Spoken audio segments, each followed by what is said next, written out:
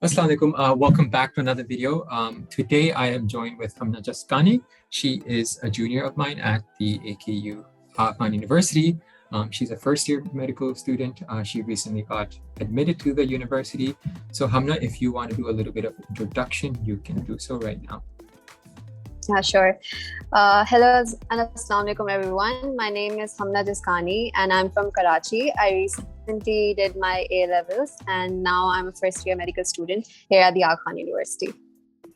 All right. So you did your A-levels and you are now in the AKU University. Do you want to share about the university you got in other than AKU, if you did get into any? Yeah, so I applied for the public universities as well, and I got into Dow. Yeah. Okay, that is great. That is great. Okay, so before we begin with the video, let's talk about the paper pattern a little bit. So the paper pattern is the same as last year. So there will be 20 questions per section. There will be 20 bio, 20 chemistry, 20 physics, 20 science reasoning, and 20 math reasoning questions. The total duration of the paper will be 2 hours long. And I think Hamna and we discussed about the negative marking, but that's probably the most confusing part of the whole paper. And so to explain it to you guys, there is negative marking in the science part. So there is negative marking in the biochemistry and physics part. And so, for example, if there are 10 questions, 10 questions, if you get 4 questions wrong, because of negative marking, you will get 5 out of 10 instead of the expected 6 out of 10. So for every 1 question you get wrong, you get negative 0.25 cut. So for every 4 questions, you get 1 mark cut. So I'm repeating what I'm saying, but if there's 10 questions and if you get 4 wrong, you get 5 out of 10, right? So I think that's the easiest way to summarize it. But yeah, so that's the paper pattern. And let's move on with the next part. So I was discussing this with Hamna as well before we began with the video, but the AQ entry test is expected to take place as of now on the 24th of July, 2022.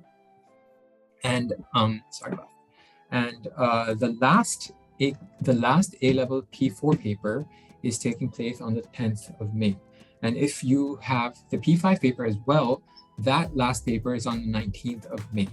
And considering how AQ entry test is taking place on the 24th of July, that means a student who is taking both their P4 and P5 will have over 2 months after their A-level paper to prep for their AQ entry test. So my question for you, Hamna, when do you think an A-level student should start studying? Should they start now? While prepping for their A-level paper, or do you think they should start immediately after their A-level paper? So in my opinion, I think for now you should just focus on your CIs. Just give your best in your CIs because for medical, it's really great if you get a high score, if you get an A-star. So I would recommend you guys to focus on your CIs first. Try to get an A-star. And then you have 2 months for your AKU test and your MCAT is after your AKU test. So I think 2 months is sufficient for you guys to study as well. For me, I had, so my last paper was around end of May as well. And I had 3 months to study for my AKU test, which was in September. So both of my AKU and my MCAT, both of them were in September. So I had 3 months to study for both of them. But I started to study mid of June and I started to study from scratch. I didn't even refer to any FSC books beforehand. So yeah, studying for the AQ test, for 2.5 months were sufficient for me. So yeah, I would recommend you guys to do that as well. Agreed. And I think, like you said, especially for government universities, you need the best. People might say, okay, because of equivalency, it doesn't really matter if you have an A or an A-star, but ultimately the better grades you have, the better chance you have getting into a government medical university. So AKU is very, very competitive. So God forbid you don't get into AKU, you would want to get into the best government university, and that is Dow University, right? Or if you're applying from Punjab, if you're applying for Punjab, for example, in their situation, it would be King Edward's, it would be CMS Lahore, right? So the merit for those universities is super, super high. So you need the best A-level grades you can get. So at the moment, like Hamna said, I think the best thing would be to study and focus 100% on your A-level exams. Yeah. Okay, so moving on to the next part. My question for Hamna now is, it's related to the AQ test and the MDCAT, right?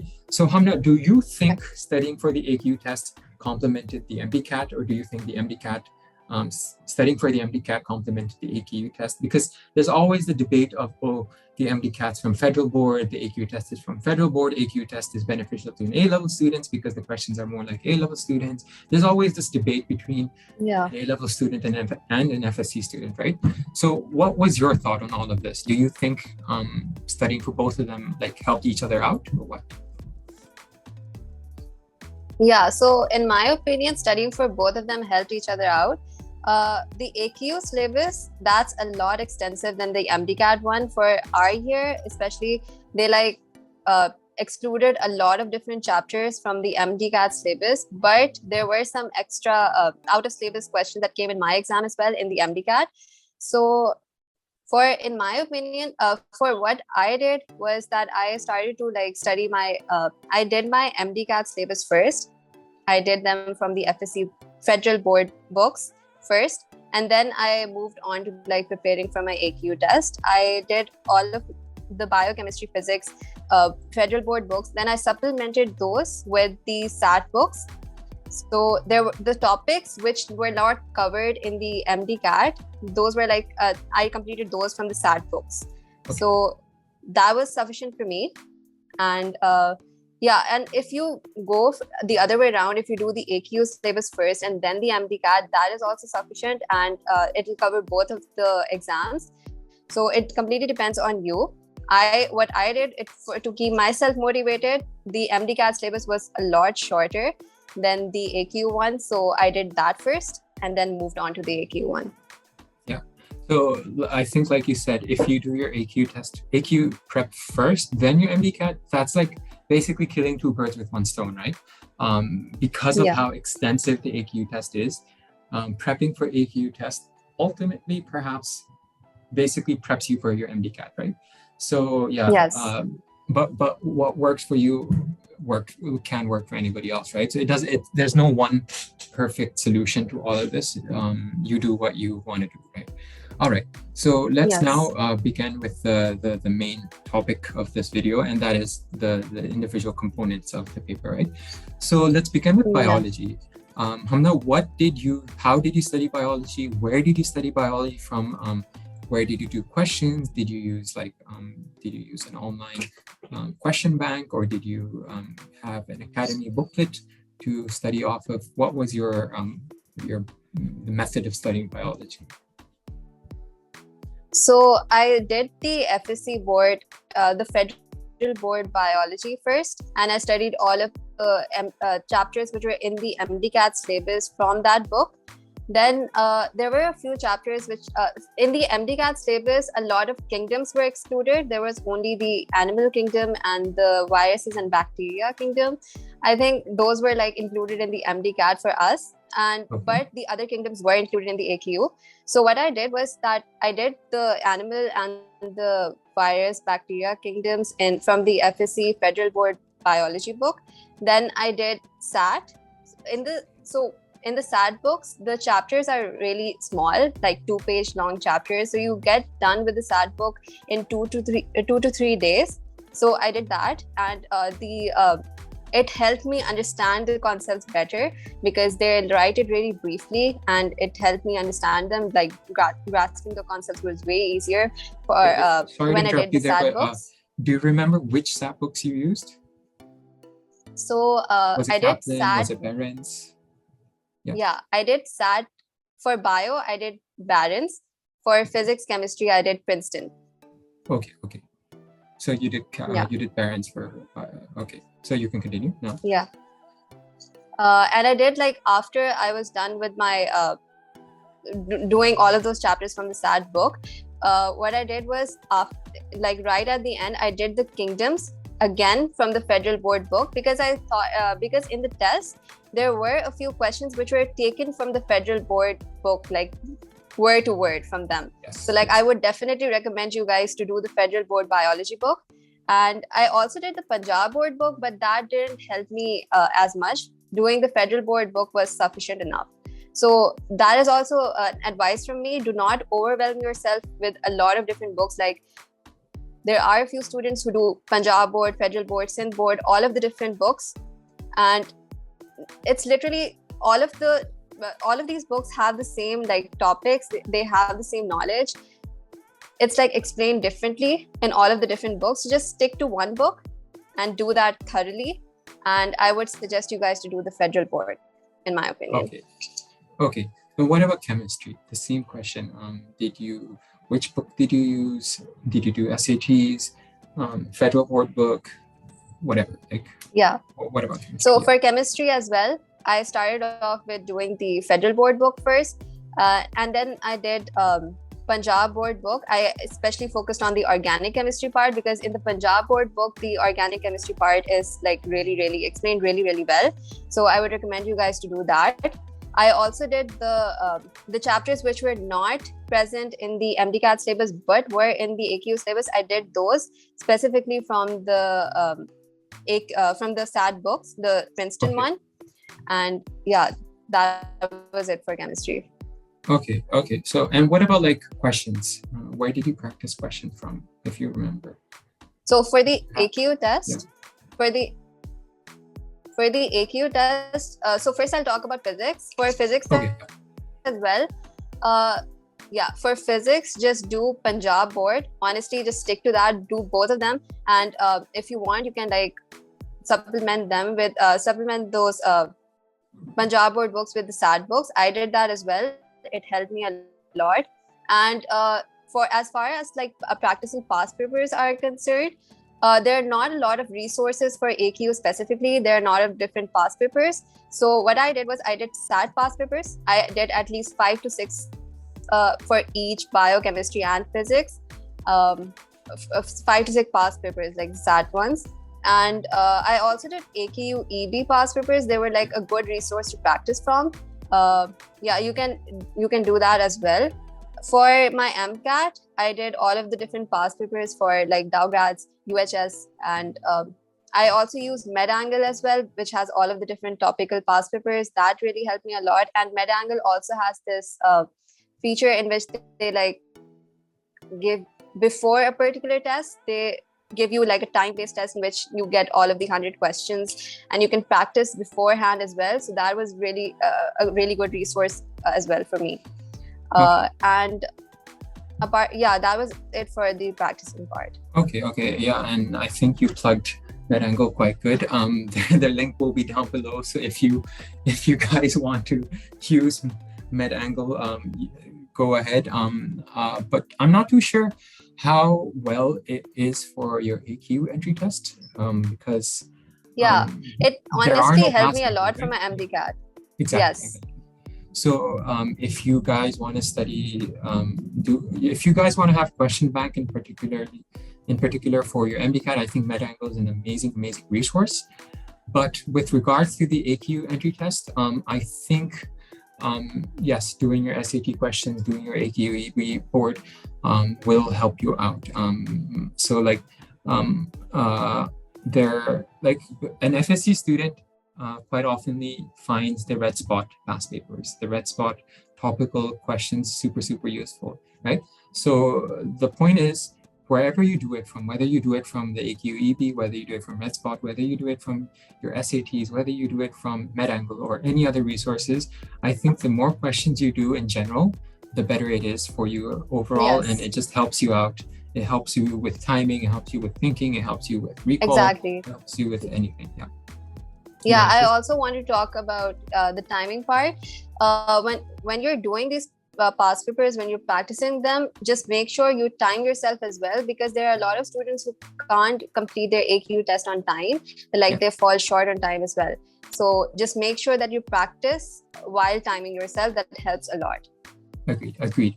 Yeah, because 2 hours it flies by in a matter of minutes Exactly. when you're focusing on Yes. the paper. All right, so we're done with the science component of the paper. Let's move to the reasoning. We'll begin with the science reasoning. So science reasoning, like I've mentioned multiple times in previous videos, it's that one part of paper where I can't personally, like I can't say with 100% surety that this is the paper pattern, or this is the type of questions that come. There is no perfect resource, there is no perfect reference for this this part of the paper. So Hamna, where did you think, or how did you prep for science reasoning, and what do you think is the best resource for it, in your opinion? So honestly, I didn't like specifically prepare for the science reasoning section because there are not a lot of resources, as you said. And for the science reasoning section, just make sure that your basics of sciences are really strong, because they mostly test you on that. And for our time, what happened was that in the science reasoning section, there were a few math questions as well. So the math reasoning and the science reasoning portions, they both are somewhat similar. So if you practice for the math reasoning section, that will help you for the science reasoning section as well. Agreed. So yes, you guys can check out our other videos. We've talked a lot more about it, but ultimately there is no perfect resources. Some might say do the BMAT, some might say do the kangaroo quizzes, some might say do a particular paper from a particular board, but there is no perfect resources. It's like a quiz. It's like those WhatsApp questions. It's like those Facebook quizzes. There's a lot of math questions. There's a lot of basic science questions. So there's really no perfect reference for it. So ultimately, if your basics in science are solid, if your basics in your A levels are solid, if your basic common knowledge is solid, and if you're good with critical thinking, I think hopefully the science reasoning will go good. And moving on to the next. So for the math reasoning section that we're going to move on, I was going to talk about that as well, because I believe that my prep for the math reasoning section, it's supplemented for the question, the kind of question that came for my science reasoning section as well. Like the preparation I did for my math reasoning, it helped me out for the science reasoning section as well. So for my math reasoning part, I did SAT 1 math, I did kangaroo math, and I also did thinking skills past papers, which is basically an AS level subject. And you do like P1 past papers for that, only MCQs. And for kangaroo math, I would suggest you guys to do level 6 to 10, only those past papers, just focus on that. And I think that should be sufficient for you guys as well. Also, like 1 month before the AQ test, just make sure that you're doing one math past paper daily, because it helps you be in practice. Like it'll help you get all of the concepts better. Do not keep it for the last minute. Do not do it 1 week before the test. Honestly, be sure that you are in practice of doing math. You know all of the basic concepts, and doing one past paper daily in the last month, it will help you a lot. Agreed, 100% agreed, because there are people who read math, and that's not possible. You can't possibly learn by reading math. You have to practice math, and you practice math by doing fractions. You multiply, because there are some people like, even now, if you were to ask me to multiply or divide some big numbers, I'm sure I'm going to have a little bit of trouble dividing and doing, because I'm not in practice, right? So if you didn't do your math A levels, you might be out of touch with math, because the last time you did it was obviously in your O levels. So practice. Do one paper a day if you have to. Do your SAT 1 past papers if you have to. Do your O level, like whatever. Just randomly pick up an O level paper and just randomly do a paper. Because remember, math calculators are not allowed, right? So you have to do whatever mentally, and you have to be able to arrange a number in ascending orders. You have to be able to do fractions in your head. You will have to multiply, divide, find square root, multiply, and all of that in your head, right? So practice makes better, especially with math. There's no rote learning. There's only practice. And it's basic math. So even if So it's basic math. So even if you do not have maths in your A levels, do not worry about it. Even if you do not have thinking skills in your A levels, do not worry about it as much. Doing these kangaroo math, SAT1 math, it'll help you out a lot. So just do not worry about it, honestly, too much about it. So like you said, it's basic math.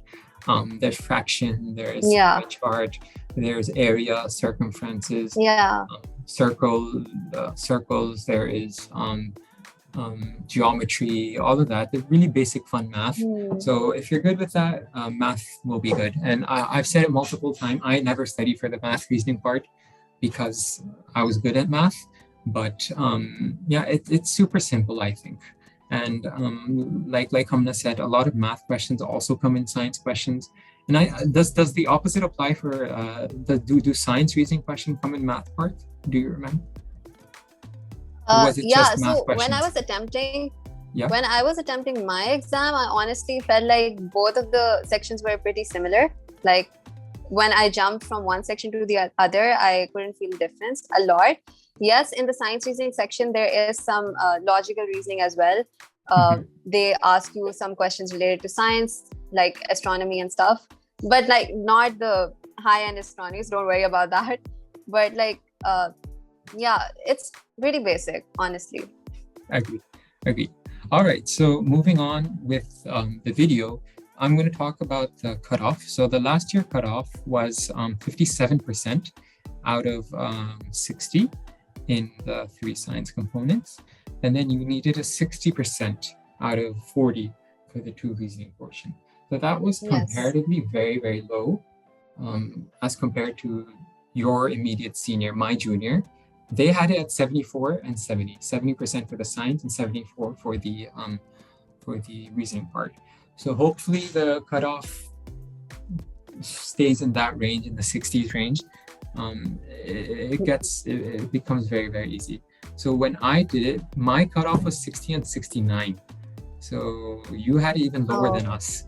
So I don't know exactly how they come up with these cutoffs, but it fluctuates like so much.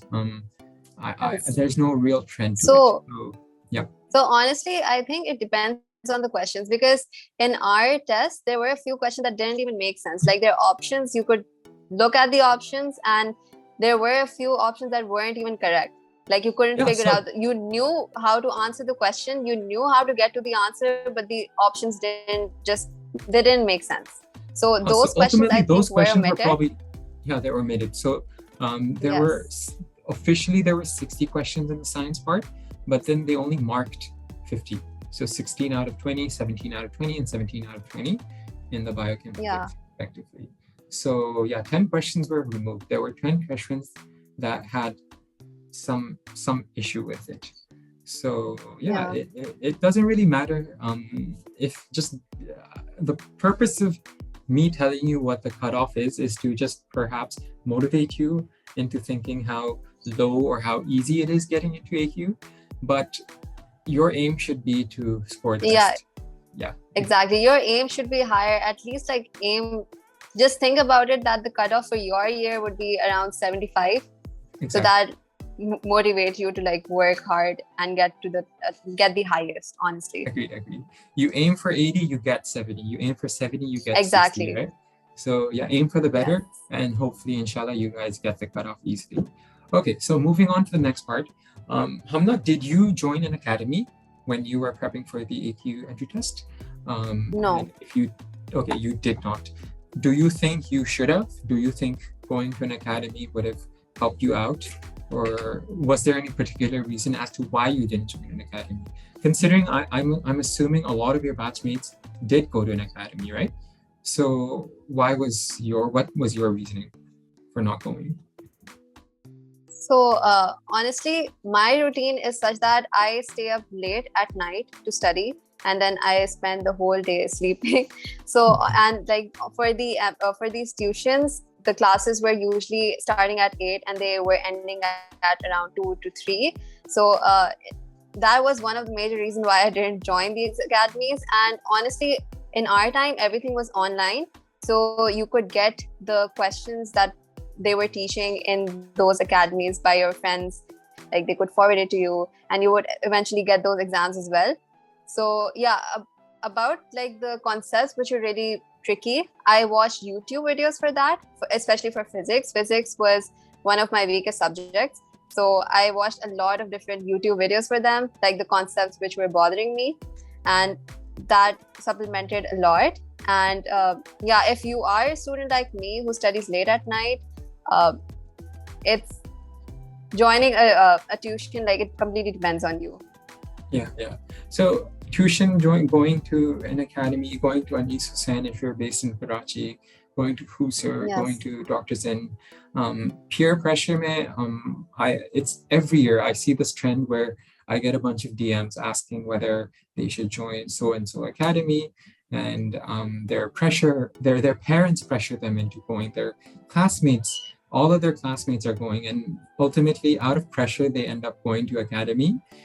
And then, like you said, it starts at 8 a.m., ends at 2 to 3 p.m. You you spend half of your day in an academy. When you get home, you're half drained from sitting in those classes. And it just, for me, like, so I wouldn't always say. Yeah. Go ahead. Yeah. Okay. So let me say. Okay.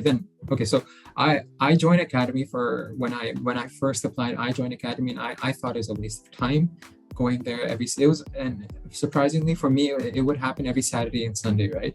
So ruining my weekend, like half of my day on just that there was no point for me, and I didn't learn anything. They would throw FSC concepts at us, and I couldn't pick it up just like that. So I dropped out of the academy, and I thought it was useless. So yeah, Hamna, you were saying something? Yeah, I was just saying that it's not a complete waste if you join a tuition or academy as well, because like the topics that they're teaching, it keeps you motivated to study those as well. Like you do not leave things for the last minute, you do them like along with the other students, so it helps to keep you on track. So it completely depends on you. If you're a student who needs motivation, I would definitely recommend you guys to join an academy. But if you are a student who thinks that you will be able to do it on your own, then that's completely fine as well. Yeah. So yeah, one benefit I always point out of academy is it's the pressure the environment you're in that pushes students into studying. There's a financial pressure. You're paying money to study, so there's always that. There's the added benefit of having guidance from the teachers. The people over there know of the timing, when to register, how to register, what to fill, which form to fill, where to get tested. So there's always benefits of it. But the purpose of asking this particular question in every video is to give you the choice of deciding on your own. I don't want students, because I get so many DMs. It's like there's a wave, just before the AQ entry test or just before the MDCAT, there's a wave of DMs coming in asking about academy, right?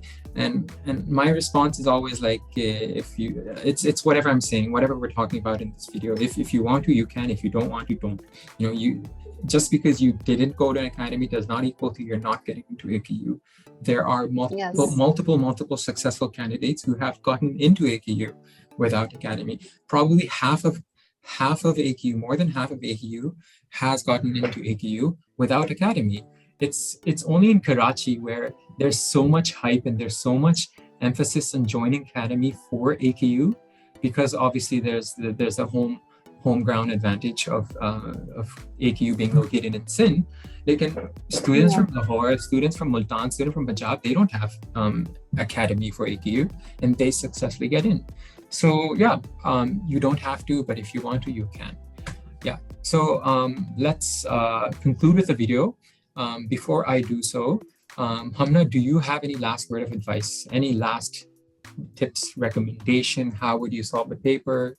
Biochem physics? Anything you would want to throw out there? Yeah, about solving the exam. So I would suggest, because there is negative marking in the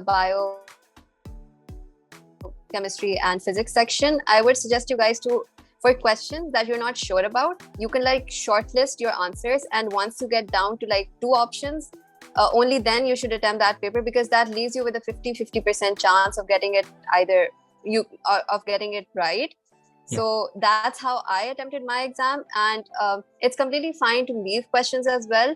For me, I left about 13 questions for all of biochemistry and physics. So it completely depends on like the exam and the level of difficulty. So yeah, about the solving the exam, I would talk about that. And apart from that, just pray a lot for yourself. Do not stress yourself out. Honestly, AQ is not the last resort. There are a lot of other medical colleges as well, and students from there, they graduate, and all of them are doctors right at the end. So do not stress a lot about it. Just pray a lot for yourself, and do not worry about it. Like I always say the same. You said it very well, but AQ it's really nice getting into AQ. I'm sure if you're watching this video, you probably like follow us on Instagram. If you aren't following us on Instagram, follow us on Instagram. Like, and you see like a sneak peek of like whatever story I put up on Instagram. It makes AQ look super good, you know. Yes, it's very nice getting into AQ, but ultimately, if your goal is to become a doctor, you can do that from anywhere. If your goal is to help people, if your goal is to treat patients, you can do that whether you graduate from Dow, whether you graduate from King Edwards, whether you graduate from KMDC, UMDC, JMDC, whatever university there is, right? On that note, I think I will end the video soon. If you guys have any question, make sure you send them into our Instagram. Make sure you comment down your question down below. I don't know exactly when I'm going to be uploading this video, hopefully next week or in the next few weeks, but hopefully before the start of the A-level paper. So that's about it. So thank you guys for watching. Make sure you like, share, and subscribe to the channel, and do share the video with somebody that is going to be taking the paper this year. And goodbye.